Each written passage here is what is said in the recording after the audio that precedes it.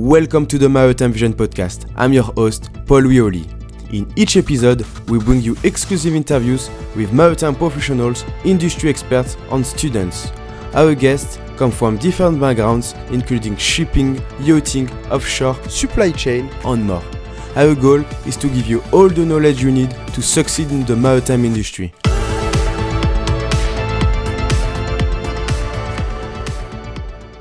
Welcome everyone, welcome back to a new podcast episode. And today in this podcast episode, we are going to talk about a special solution in the yachting industry. It's a young startup. And today, our guest is Catalin, the founder of IQNautics. Catalin, it's a pleasure to having you today. Can you introduce yourself, please?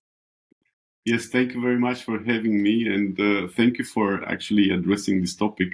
It does require more visibility, and it does require more attention from the industry stakeholders, because I think it's a very dynamic market sector. A few words about me. So my name is Catalin. Yeah. I'm one of the founders of IQNautics. We are a Dutch startup that aims to solve operational challenges of yacht charter companies and private yacht owners. And in my background, let's say, is very much into IT and technology. Have been working in this area since many years, more than 17 years, I think, and have done a lot of projects in terms of digitalization, video streaming platforms, even automotive stuff. And it's nice for me actually to be able to combine my work experience with the passion I have for sailing. Great. I mean, that's a good point, because I wanted to ask you, why did you choose to focus your startups, I mean, in this industry, the yachting industry? So I think it's because, of course, you really like sailing. I want you to say something for people, because the yachting industry, it's like an industry for passionate people. I noticed people working in this industry love sailing, love the sea. Can you say, is it possible for people who like the sea sailing to start to launch their own project in this industry? Because usually people think that working is not always fun. You need to make to pick something like not necessarily in your passion. Absolutely. I think it's always best to combine your passion with your work. And if you have, let's say, the opportunity to do that, try to follow it. Of course, it does require for you to know the industry and understand the problems that you are trying to solve. Okay. And in some cases, I think it's important also to have a network. Yeah, that's But I would say the following.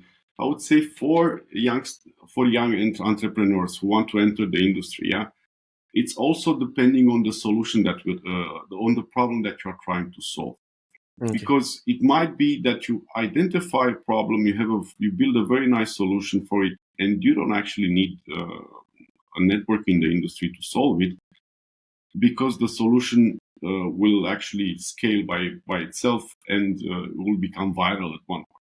But in general, I would have to say that you have to understand the business, the industry, and you have to understand actually the network in the industry. Okay. Quite interesting. Can you give maybe to the listeners like a overview of the solution of IQNautics? What kind of solution are you fixing in the industry? I'm always I mean, problem here, not solution. You want to talk about problems? Oh, I think we need a few hours to talk about problems. I think so. Yeah. Kind of frame a little bit the discussion, because the yacht chartering industry is quite big. It ranges from small yachts between 20 to 30 feet up to 300 feet. So I would say let's focus a little bit on a segment of it. Yeah. And I would say let's focus on a segment of vessels up to 24 meters, something like that, because that's kind of the range where most of the companies in the industry are active, and also the private owners who are offering their yachts for chartering. And these guys, actually, the industry itself is growing, and we notice since many years that the growth is quite solid. It's expected actually to grow to a staggering 50 billion by 2030. Mm.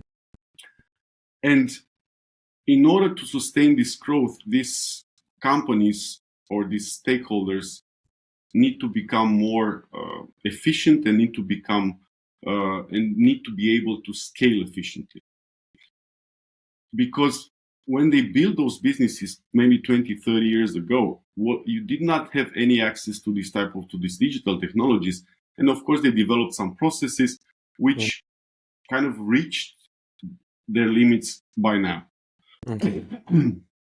And because it's also a business that relies on a bigger fleet, yeah, you kind of have to start optimizing and try to start to understand how can you take your business to the next level. And we identified, from my perspective, around 4 major problem areas that they have. I think, on the other hand, that they are really trying to make their businesses more efficient. I think they're really trying to provide the best customer service, are really trying to provide the best maintained yachts in their portfolio.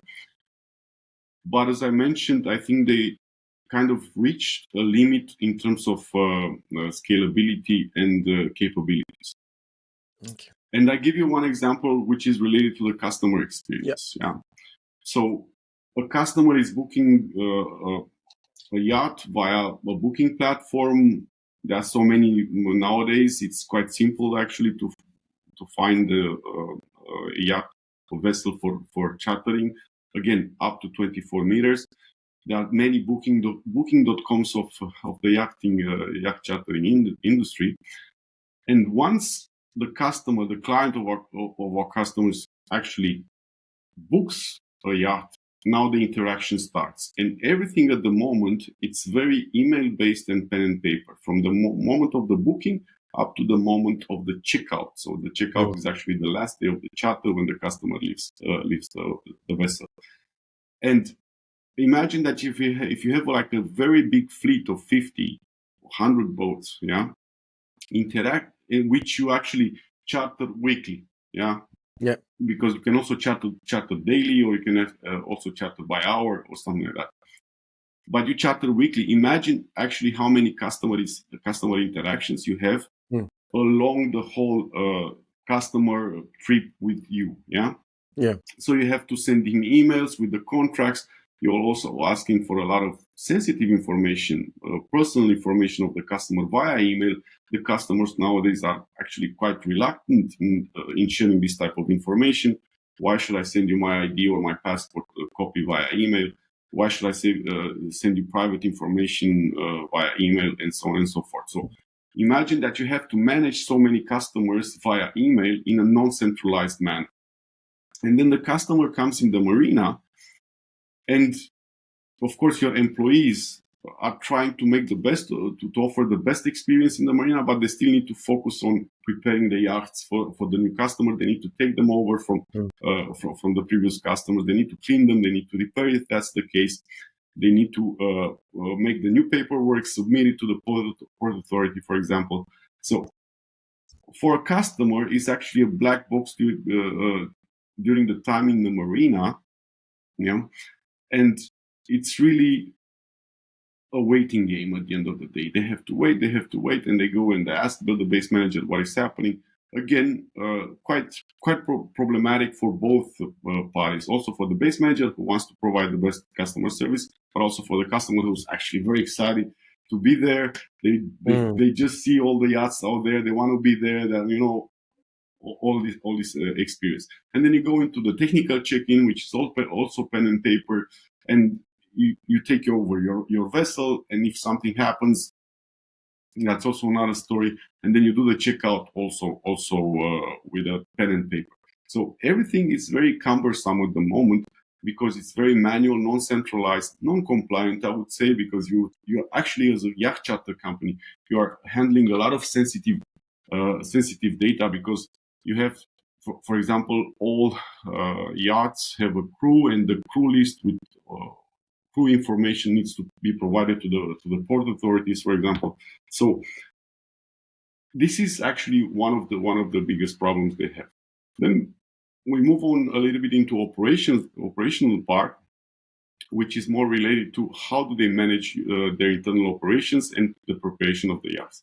And one is related to the turnaround day. This is actually the day when all customers are leaving the yachts, and then they need to be prepared, cleaned, repaired. The paperwork work needs to be done for the new customers, and this is actually is taking place in a time frame of 6 to 8 hours. So that's a lot of pressure on them.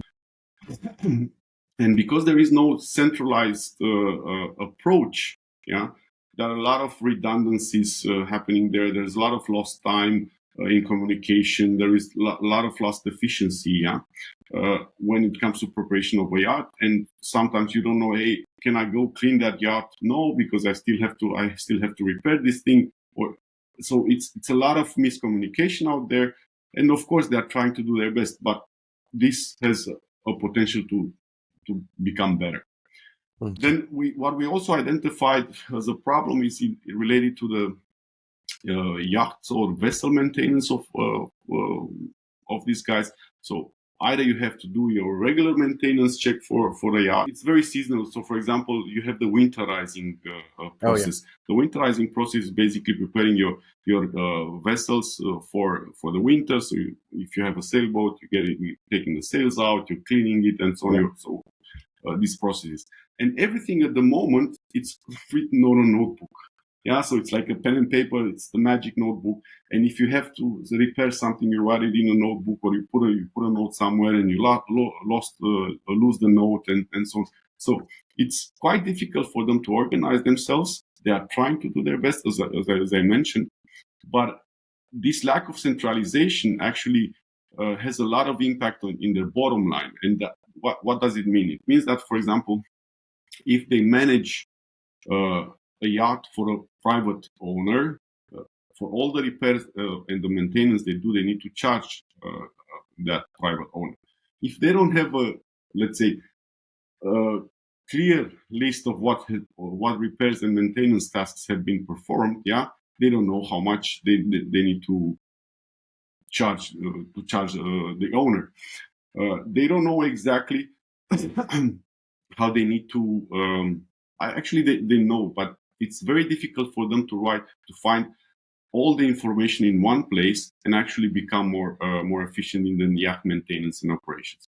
And the fourth thing that we identified is related to their inventory management, which is kind of related to how they manage the bookings and the yachts which they offer for charter.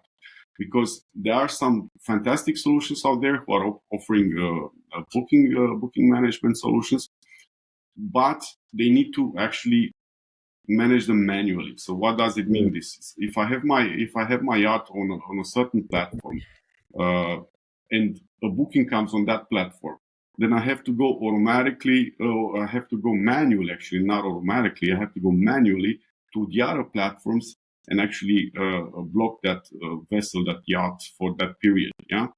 And maybe if something changes in that platform and the booking is being canceled, then I have to go again to those platforms and actually release the asset and make it available again. So we have all these problems these guys are facing, have been triggered by the growth of the industry and the growth of their business. Yeah. And in order for them actually to become more efficient and increase their bottom line, they actually need to do something, and they need to adopt new solutions. And in today's digital world, yeah, they need to go digital. Yeah, that's the secret nowadays. Yeah. So actually, you are facing the big challenge of digitalization in the industry, which is quite a big topic. It's quite interesting. You are make it easier the process of chartering charter a yacht, a boat. And your solution is like for every steps in the process of charter a yacht. I mean, it's not only focused on the beginning of the process by, for example, choosing the right boat for the clients. It's like the fuel process, the management, maintenance, finding the yacht, the listing, etc., which is quite interesting. I mean, how can you implement all this solution in one platform? That's quite interesting to understand. So first of all, what I want to tell you is that we are not doing the booking part. So the booking part is being managed. It's being managed by other companies. Okay. Yeah. So as an industry, I think it's very interesting that we have some good companies out there who are offering this solution really well. I would mention MMK Booking Manager. I would mention now CIS. I would mention platforms like this, which are mostly B2B focused.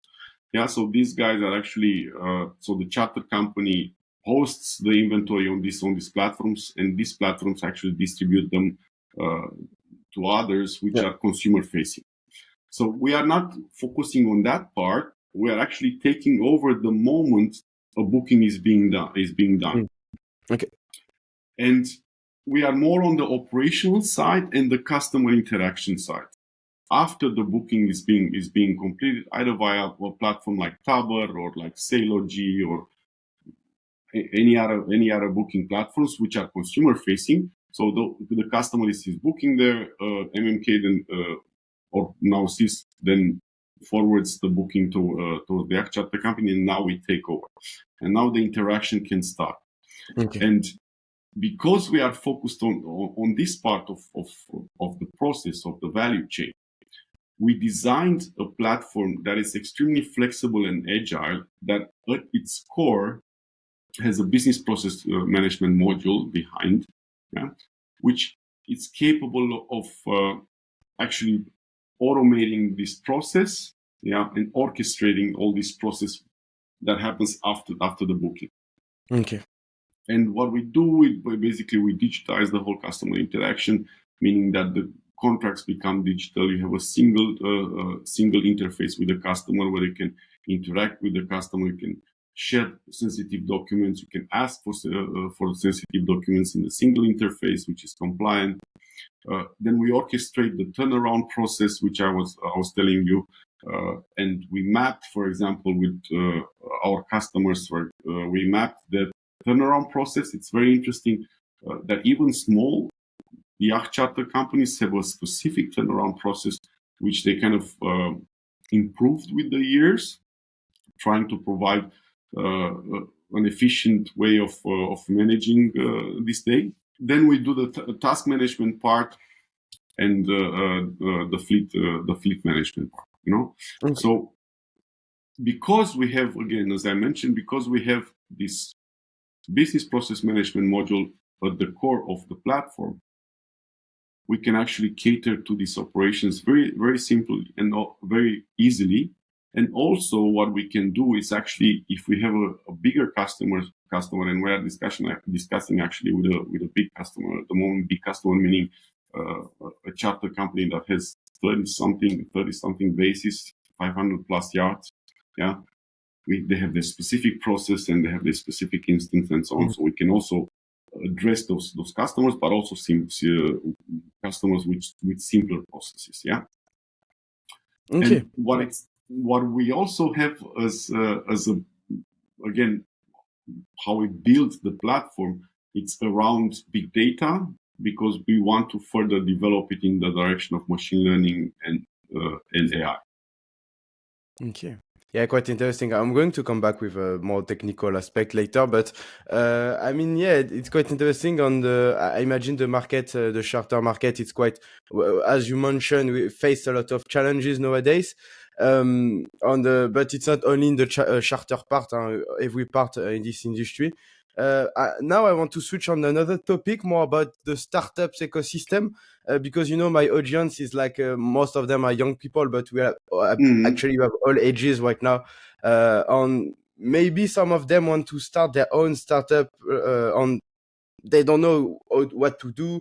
Firstly, how can you know that you have the right solution? That there is a need in this market, because this is the most complicated things when you start something, to have to get the idea.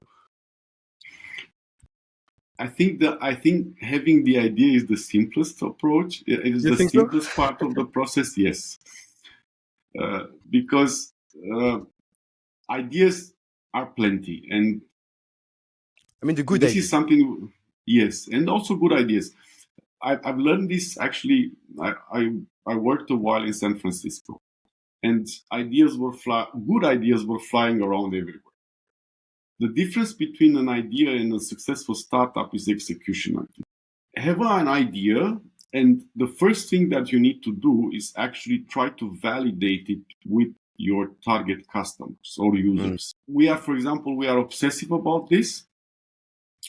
Our chief product officer Kostas has actually worked a lot with our customers. I mean, spent hours listening. Just listening is just like, you don't have to act like you know it all. Just act like you don't know nothing and listen. And people will always tell you their problems.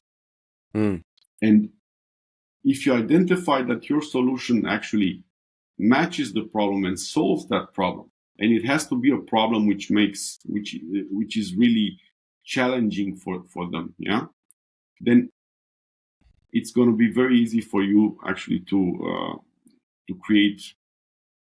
start a company and grow it. Of course, there are other challenges afterwards, but the first step is try to find the so-called product market fit. Which starts with customer interaction and user interaction. What are the problems? Tweak your product. Try to find the right way, because in our minds we are always biased because of our experiences, but our opinion might not be relevant for the majority of our target users or customers. So that's why go there, talk to your customers, have coffee with them. Ask as many questions as possible. Don't be afraid to ask stupid questions, as they say. Getting there and then find out what drives them and what the challenges are, and then you'll find you'll find quite a way interesting. to make your idea a product.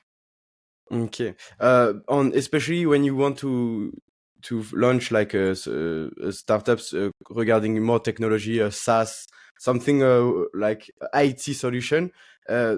What about the technical knowledge? I mean, the technical skills. Do you need to code? Do you need to know some framework? How it works, all this? Because for some people, it's quite a big gap. I think you have to have the right team that is complementary, because coding, of course, coding is very important we're talking about digital at the moment, because I don't know if you're building an electrical boat, that's something else. But if we're talking about coding and if we're talking about digital solutions, I think it's very important to balance, to have a balanced team with complementary skills, because you can be the best coder if you don't understand the business. Then you're never going to hit your product market fit. Or maybe you're going to have a good product market fit, but maybe your go-to-market strategy is wrong, or your product pricing is totally way off. So I think it is important to have the right mix there. I don't recommend starting a company by yourself. I think it's always better to have a partner. Not only because we have different skills or complementary skills, but on this journey there are going to be a lot of challenges. But do not underestimate the fact that you need also the business side. You also need the technical side, and you can always find, I think, enthusiastic people who want to start a company, who are willing to put in the effort. I think the younger the better, because you're allowed to make mistakes and you're learning from your mistakes. Just try to find your idea, try to find a complementary partner. So if you are on a business side, try to find somebody technical who can actually help you develop maybe your MVP or your minimum viable product, and then maybe grow your technical team. On the business side, you focus more on customer growth, on interactions with customers, and so on and so forth, looking at long-term strategy, looking at the market trends, and so on. So it's a combination of skills. Okay. Okay, thank you for the insight. And of course, something else, I imagine the network is quite important as well, especially in the yachting industry. I know it's like a very, well, I mean, every industry is like that, but yachting especially, network is quite important, I imagine. Yes, it is. And I think so. I would say up to a certain point. If you are more on a business to business side, I think network is vital. Mm, And apart from network, which you can actually grow at one point, yeah, I think it is important that you build your brand because it's a traditional industry. The industry needs to build trust in your brand and in your company. And I think the more time you spend in the industry, your network will grow. okay. As I mentioned, in the B2B space, I think this is extremely important. On the consumer space, I think you don't need, for some use cases or for some problems that you're trying to solve, you don't need that. And I could make a little bit the parallel of Google Maps. Yeah. Ouais, yeah. So imagine when Google Maps came in the market, yeah, you had the traditional Garmin players and all these navigation Features, yeah. providers. Yeah. And Google had some experts, of course, when it came to mapping and all the technology, but they had no network in the industry. Yeah, they launched a product which was actually designed for consumers, which was easy to adopt and easy to use. So it Mm. actually became viral by itself with time, and of course it improved with time. And now, actually, it's the market leader. Yeah. Oh yeah, makes sense. Yeah, yeah, that's a good So point. Do you advise like for someone with a big network to maybe do something more related to B2B, or someone who start without a big network to something more B2C? Or I mean, of course there is no rules about it, but is it like a start with an advantage if of course, you're going to have to be able to use all your advantages. yeah. Uh, what I think is just try to understand your position. So you have an idea. Yeah. These ideas could be in all directions. That could be in the B2B space, the business to business space, and business to consumer space. They could be technology, they could be digital, they could be, and so on. So it's quite difficult to say at the moment. But if you structure a little bit your idea and try to understand what are the important stakeholders for your business, try to understand the value chain of your business, try to understand what you need to do, which levers you need to pull and push in order to get there. Yeah, uh, then you'll know exactly what you have to do. Mm. If, for example, you have a B2B business where you say, I would like to build, I don't know, a solution, a tracking solution for vessels, yeah, for yachting. There are so many at the moment, and there are some good European startups in this space, I would say. Then in this case, having a network will help a lot. Yeah, because if you have a network when it comes to vessel manufacturers, it's going to be much more easier for you actually to access these people, get information from these people, pitch your product, pitch your concept, and so on, and start proof of concepts, for example, and so on, and like that. Of course. So try to understand what is influencing your business and who is vital for your business, and then try to focus on lowering those barriers, for Okay. as they say. Okay, quite interesting. In terms of competition, because when you start IQNautics, I imagine in the market you have some you have many different players. How can I say, how did you see the competition? Did you see that like it means there is a market, or it's more like something which is not good? We need to find a way to be different from the competitors. So I would say that at the moment the market doesn't have a leader. Okay. Yeah. So the market, it's very much, so I think there are three companies in total with us, so which are kind of active in our space, in our segment. I would say that competition is always good. I would say that competition is a confirmation that your idea and the problem that you're trying to solve has been seen by others, which actually should make you more eager in putting more energy into it. So when we started, for example, for us, it started from a problem that we identified, and this is how everything build up in the second product, because it's the Yacht Charter Management Platform is the second product that we have. Okay. But it's basically, we started from the problem that we had when we were in the marina and we were discussing with the base manager. And that's when it clicked for us. And we build upon that. Of course, in the meantime, there are some other startups. Of course, everybody, it's talking digitization. Everybody is starting to understand the value of digitization. I think the younger generation in the yacht charter companies do want to digitize and do want to adopt more of these solutions. But for us, I would say it's a very interesting dynamic, because in the market, the competition is also a startup. Yeah. And it's, in my opinion, I think we should work somehow together to educate the market, because there is a lot of space for all of us at the moment. Yeah, that's good. That's good to know. And in terms of market, more about the location. I know most of your business is like in the Mediterranean Sea, a little bit northern Europe.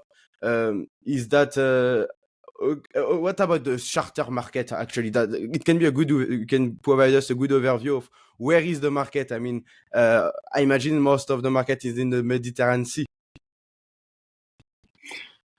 That's a little bit of a misconception. Yeah. To Okay. be Good. honest, and Interesting to. I'm really happy that you're asking this question, because so the yacht charter market as all, yeah. So talking from the smallest boat to the biggest super yacht, it's around 30-something billion dollars in 2023, and it's poised to grow definitely. And it's very interesting to notice that it is different per region, and the dynamics are a little bit different.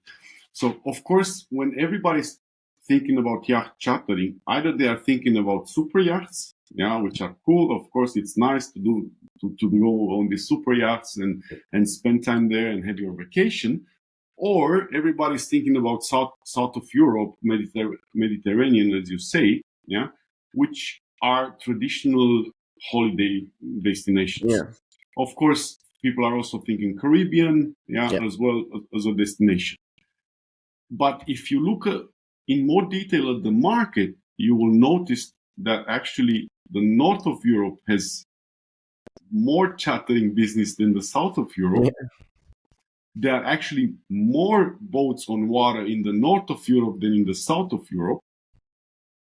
Of course, there is a different dynamic in the sense that in south of Europe, in the Mediterranean, usually the charters are on a weekly basis, while on the north of Europe, there are more daily, 2-3 days, weekends, also weeks during the summer, and more on the powerboat side of the vessel. So in the north of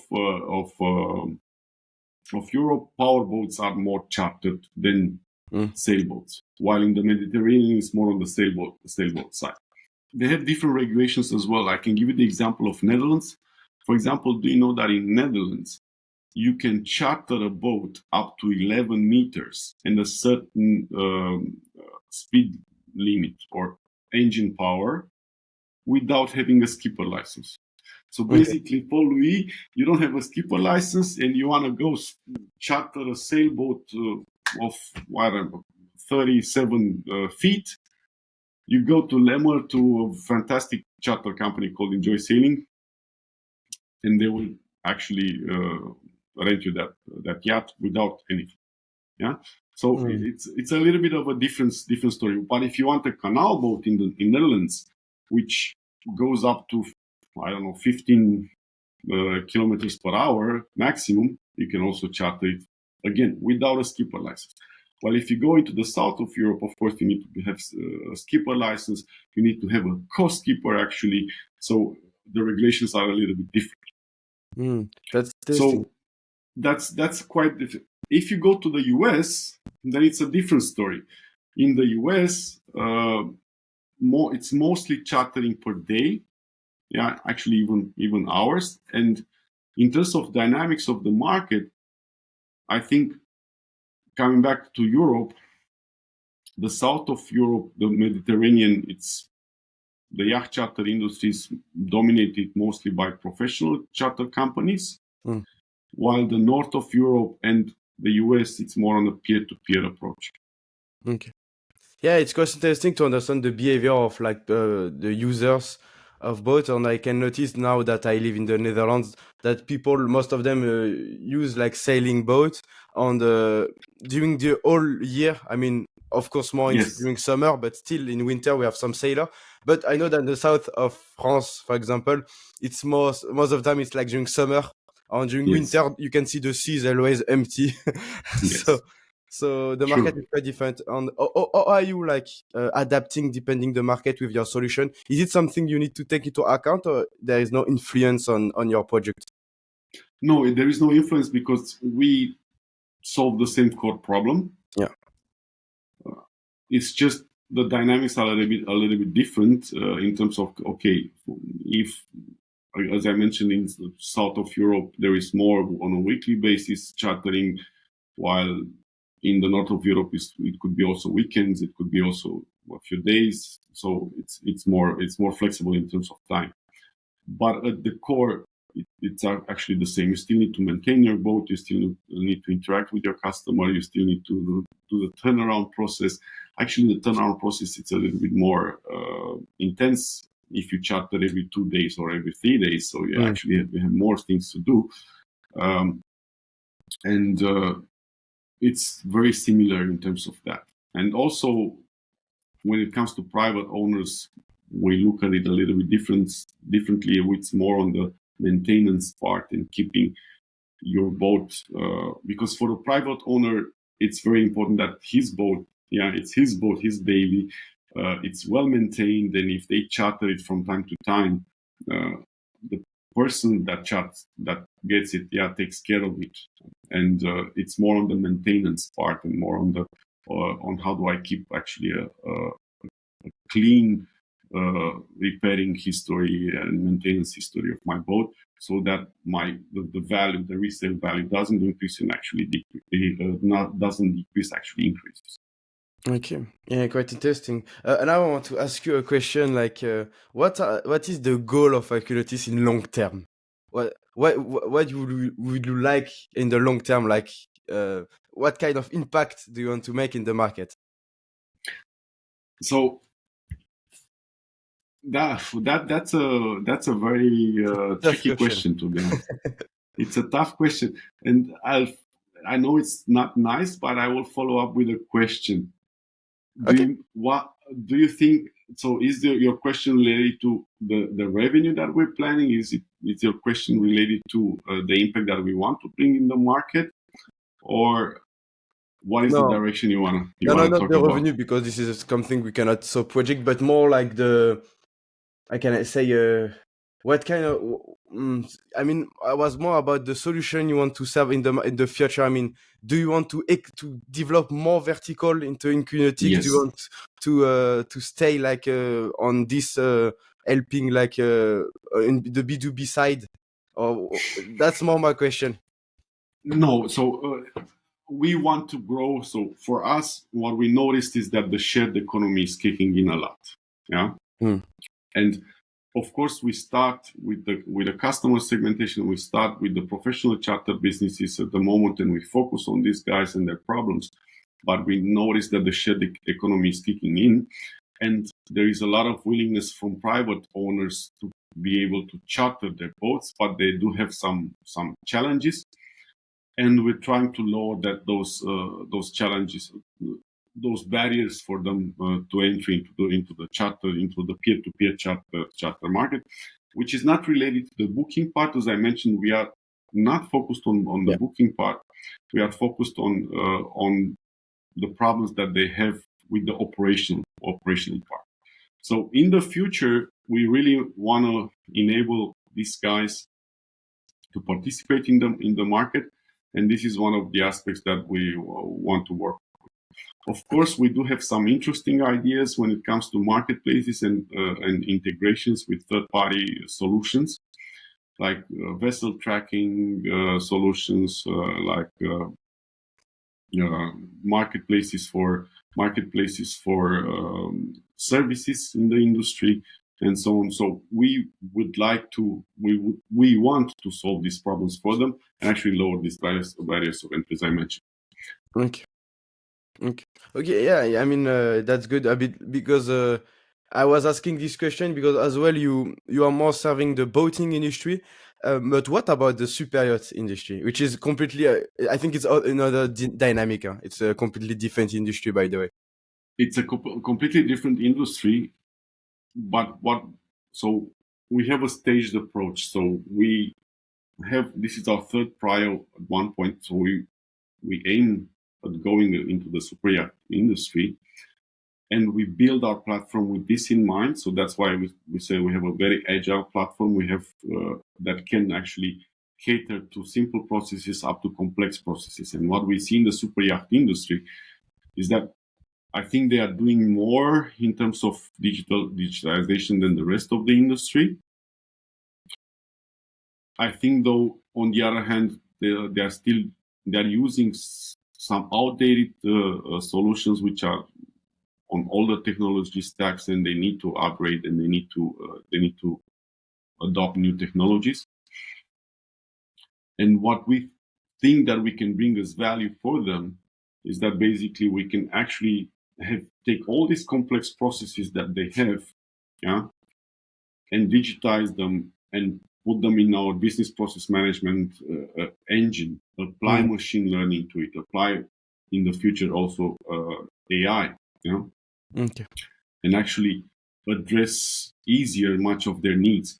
Which means in terms of Superyacht business, it means that your costs with managing these solutions lowers significantly. Okay. It got interesting. You talk about AI. I'm quite curious right now because it's quite I can say fashion nowadays to talk about AI. What are you going to do with AI? It's quite interesting. We have a few ideas. So coming back a little bit to our initial discussion,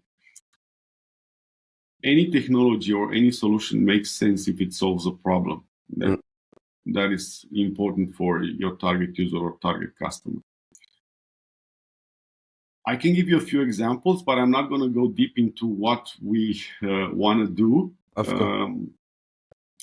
I'm just going to give you, I think we should delimitate a little bit what is AI and what is machine learning. Machine learning, it's the step prior to AI, and we think that we should start with machine learning initially. And the very simple use case that I can give you, it's actually planning your resources very easily and efficiently. And how does it work? I was mentioning earlier that you have to winterize your boats, and you have to do certain steps to prepare your boats for winterizing. And you have a crew, you have these employees with this specific skill set. You have also some external resources, I don't know, electrician or something like that.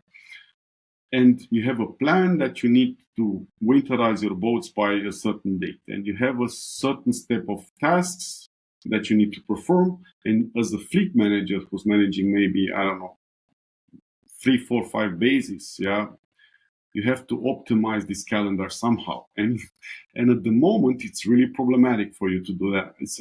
Of course, it's doable, but it's really complex work. And now what we want to do is we want to take this data and apply a machine learning algorithm that learns with time, of course, it adapts with time, that always gives you the right solution to this challenge, to this organizing challenge. And if something changes along the lines, then the system is capable of adapting itself automatically and give you automatically a new solution. Okay. Yeah. So this is one thing. Another thing is related to predictive maintenance of your vessels. Yeah. So you can understand that the system is learning. You have a fleet of, you have a fleet of sailboats from, part of them is from this manufacturer, part of them is from the other manufacturer, and so on and so forth. And they have different characteristics, different needs, these different specifications, just like car. Yeah. If I have a BMW diesel, needs an oil change much faster than a gasoline one. Yeah. I'm not that good. I don't know exactly. Yeah. But again, so you're trying to predict this stuff so that if you start do predictive maintenance, then you can maintain your fleet much more efficiently, and you can prolong the lifespan of your fleet and avoid actually damages that can occur when you don't have a proper maintenance. Okay. So these are some use cases. Another use case could be, and here we go a little bit into generative AI or AI. So why can't you use a Gen AI solution to interact with your customers?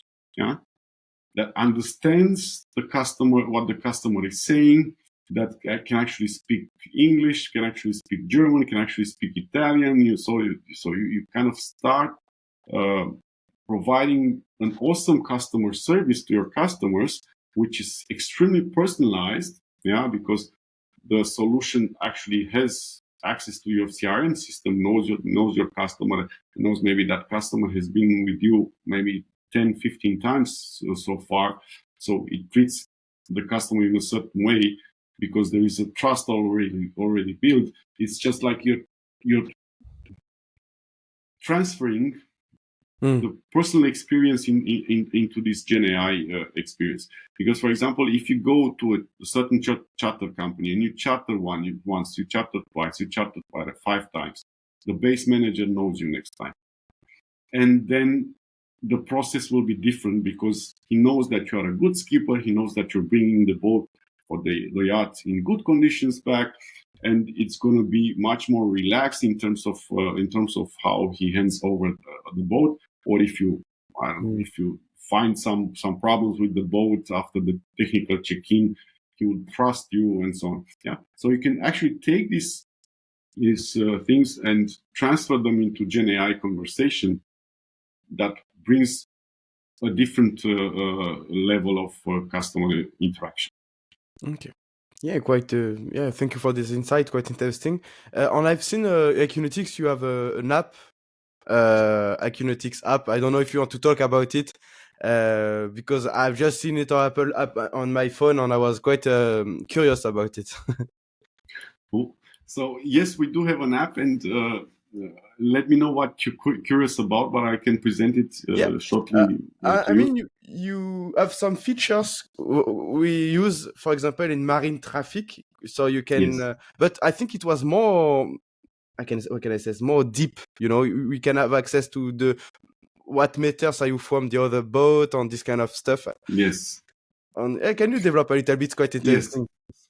So that was developed when the idea for the app came when we were sailing in flotillas.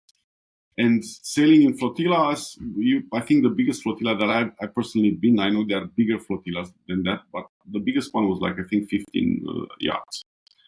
And it was very difficult for us to coordinate during our passages, and it was difficult for us to see, okay, we're waiting for this guy, we're waiting for this skipper, and so on. And so where is he? So we are trying to reach him. He was far away. The marine radio didn't work, or he didn't hear, or he didn't answer.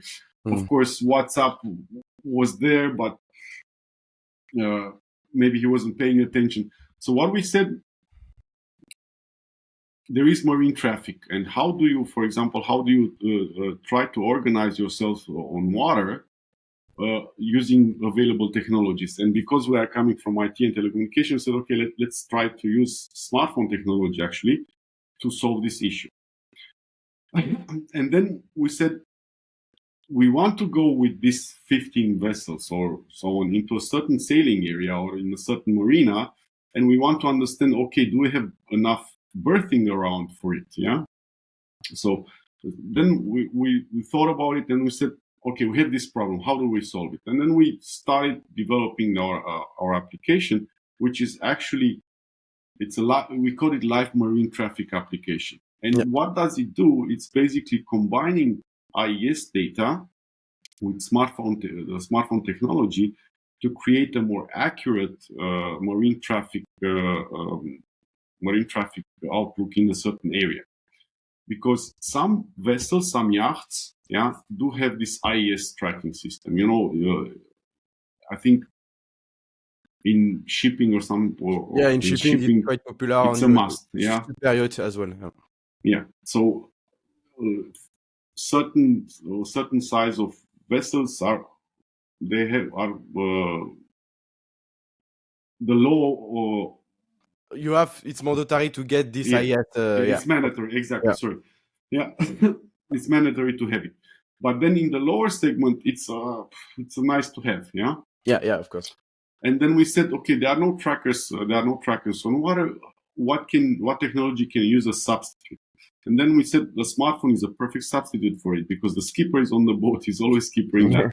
And that's why we combine the two technologies so that we get out and visualize the marine traffic in a certain area. And what we also create is that we had also the compliance in mind. So, for example, I know you've been tracked with this application, but actually this application is tracking you only when you are on water. So it senses the moment you are on land, and it's not showing anything anymore because we wanted to keep the accuracy of the data of the information that we show. Because if you open the application, you see that on land there is nothing, because we never track nobody who's on land. Yeah. Okay.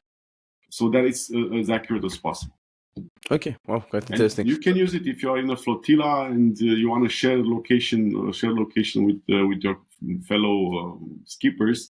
You create a flotilla. You invite them, and that's it. I would love to be at sea, to be honest with you right now, but. And I wanted to say something. Oh yes, so you are using the GPS technology. Yes. Okay. GPS and also LTE.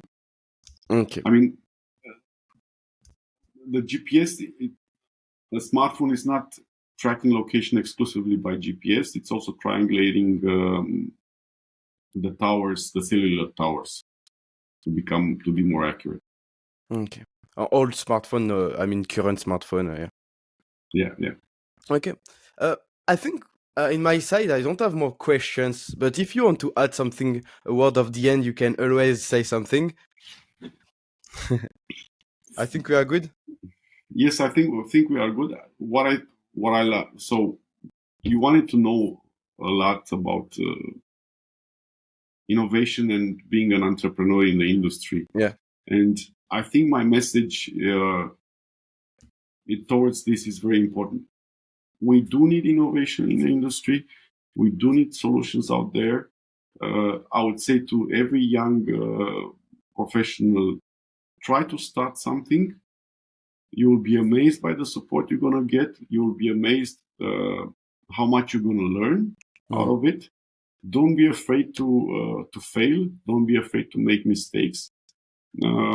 And you will see that the journey is actually a fantastic experience for you. Thank you, Catalin. Thank you for this podcast. I think you bring a lot of value, and hopefully some listeners will identify with, come up with some ideas. I don't know. So thank you again. I wish you, of course, all the best. Thank you. Thank you. Bye-bye. Thank you as well for you guys.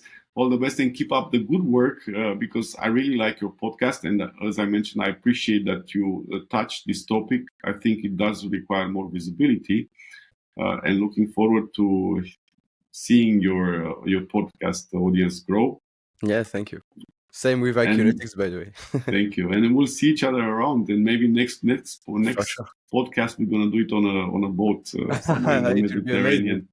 Yeah. Great. Bye-bye, Catalin. Take care. Bye-bye, Paul. Ciao. Bye. Thank you for listening and watching this episode. We are looking forward to bring you more insights from maritime professionals, experts, and students. Do not hesitate to follow the podcast on Apple Podcasts, Spotify, and YouTube. Your support means a lot to us and helps us to bring you more content.